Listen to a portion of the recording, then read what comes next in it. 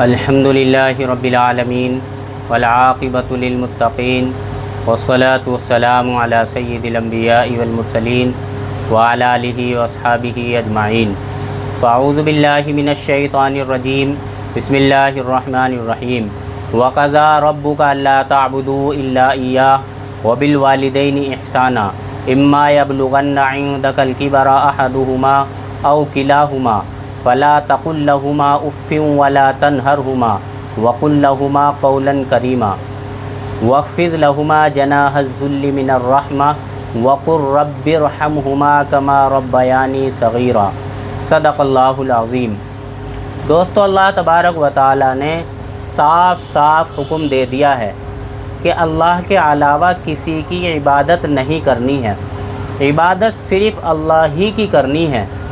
یہ اللہ تبارک و تعالی نے صاف صاف حکم دے دیا ہے، اور اللہ تبارک و تعالی نے یہ بھی صاف صاف حکم دے دیا ہے کہ ماں باپ کے ساتھ احسان کرنا ہے، حسن سلوک کرنا ہے۔ تو دوستو، سب سے پہلے تو ہم احسان کو جان لیں، حسن سلوک کو جان لیں، پھر اس کے بعد میں آپ کو آگے جو آیت ہے اس کا ترجمہ میں آپ کو بتاؤں گا۔ سب سے پہلے ہم احسان کو جانیں۔ دوستو، ایک چیز ہوتی ہے بدلہ اور ایک چیز ہوتی ہے احسان۔ کسی نے آپ کو 100 روپے دیے اور یہ کہا کہ بھئی آپ میرا 1 گھنٹے یہ کام کر دیں۔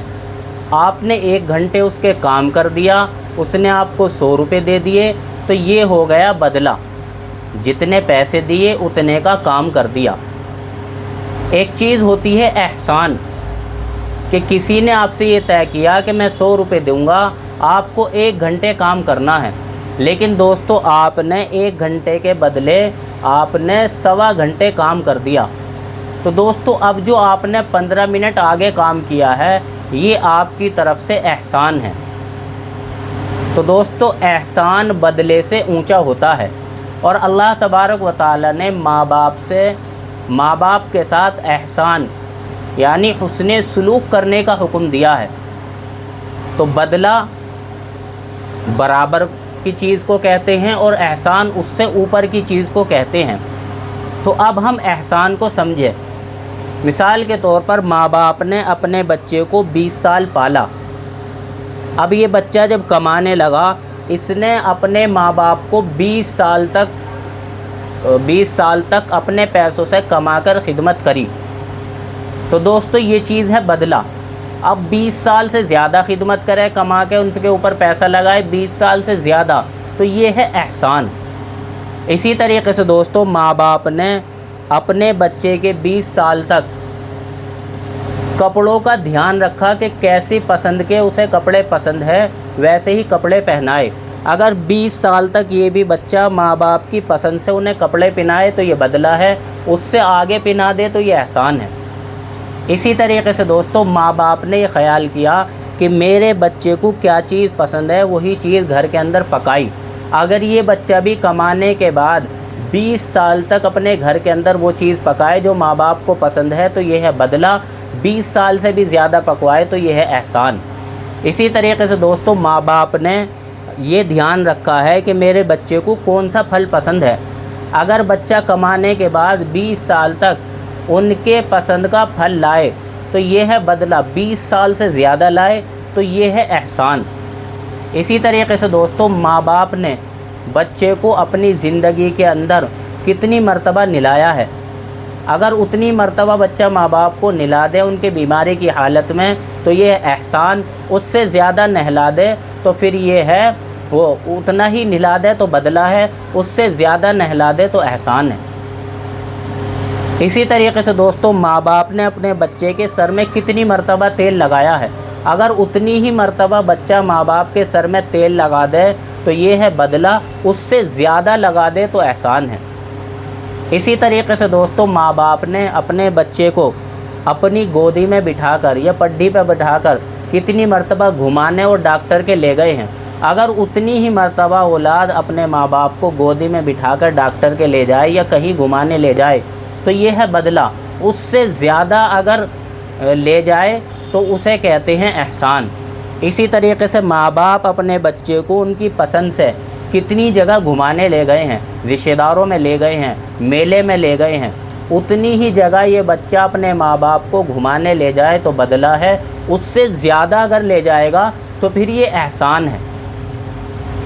तो दोस्तों हमारे ये बात समझ में आ गई कि किस चीज़ को बदला कहते हैं, किस चीज़ को एहसान कहते हैं। बराबर मामले को बदला कहते हैं। बराबर से उठकर अगर कोई काम किया जाए, ऊपर उठकर काम किया जाए तो उस चीज़ को एहसान कहते हैं। और अल्लाह तबारक व तआला ने माँ बाप के साथ बदले का हुक्म नहीं फरमाया, बल्कि एहसान करने का हुक्म फरमाया है, हुस्ने सलूक का हुक्म फरमाया है। और दोस्तों हम देखें कि अब औलाद के पास माँ बाप के पास बैठने को, जबकि वो बीमार हो, उनके पास वक्त ही नहीं है। जिस तरीके से बड़ा डॉक्टर अस्पताल में आता है और बीमारों से हाल पूछता है और वो कहता है कि जी आपने दवा खा ली, वो कहता है जी खा ली। मैंने आपको दलिया खाने को कहा था, आपने खा लिया, वो कहता है खा लिया। मैंने दवा मंगाने को कहा था, आपने मंगा ली, तो मरीज़ कहता है मंगा ली। अब डॉक्टर कहता है ठीक है आराम करो, अगले कमरे में चला जाता है। ऐसे ही अब बच्चे माँ बाप से पूछते हैं, कमरे में आएंगे, दवा खा ली, दवा मंगा ली, दलिया खा लिया, जो खाने का मन है वो खा लिया, अच्छा चलो आराम करो। इसी तरीके से इससे ज़्यादा औलाद के पास माँ बाप को देने के लिए वक्त ही नहीं है। हालांकि दोस्तों ये बात समझें कि जब बच्चा बीमार होता था, बुखार चढ़ता, तो माँ बाप उस वक्त तक उसको नहीं छोड़ते थे, उसे अपने पास रखते थे जब तक उसका बुखार नहीं उतरता था। तो दोस्तों जैसे मामलात माँ बाप ने किए वैसे ही करें तो वो बदला है, उससे ज़्यादा करें तो एहसान है। अब दोस्तों औलाद के पास सबको देने के लिए वक्त है, दोस्त के पास दोस्तों को देने के लिए वक्त है, रिश्तेदारों को देने को वक्त है, बीवी बच्चों को देने के लिए वक्त है। अगर दुनिया में किसी को वक्त देने के लिए नहीं है तो वो माँ बाप हैं।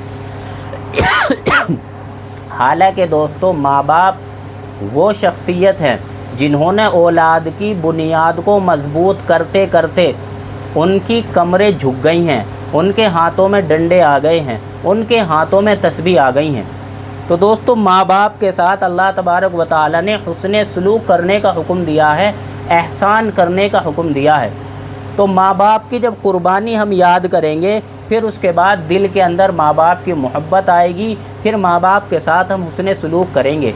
माँ बाप की कुर्बानी इस तरीके से याद करें कि जून के महीने में, जिस महीने में मेरा बाहर निकलने को दिल भी नहीं कर रहा, इस जून के महीने में भी माँ बाप ने मेरे लिए मजदूरी करी है। दिसंबर जनवरी के महीने में जब बाहर निकलने का भी मन नहीं करता, इतनी ठंड पड़ती है, ऐसे मौसम में भी मेरे माँ बाप ने मेरे लिए मजदूरी करी है। और मेरे माँ बाप और ख़ास तौर से बाप बरसात के मौसम में भी मेरे लिए काम पर गया है और बारिश में भीग भीग कर गया है और भीग भीग कर आया है। तो उन कुर्बानियों को जब हम देखेंगे, याद करेंगे, तब जाकर हमारे दिल के अंदर माँ बाप की मोहब्बत पैदा होगी।